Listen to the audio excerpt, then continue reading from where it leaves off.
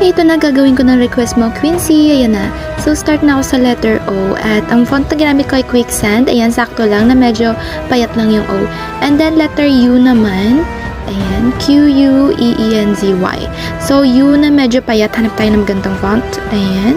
So, dapat medyo payat lang. Ito, Phenomenal. Quicksand. So, next is naglagay ako ng nakahigang linya dito sa taas kasi yan yung pa-letter Z. So, yan yung naisip kong design. Yung Z nasa loob. So, yan, mano-mano ako naglagay dito ng mga linya. Ayan, adjustment. And then, naglagay ako dito next ng yan ulit, straight line para sa taas kasi nandyan naman yung letter Y. Ayan, kumikita ninyo, yan pa V na shape niya sa taas at yung mahabang linya nakatayo dyan sa ilalim nito. And next naman for letter E, yung dalawang E na yan, naglagay na ako ng nakahigang linyang maliit dyan sa may gitna.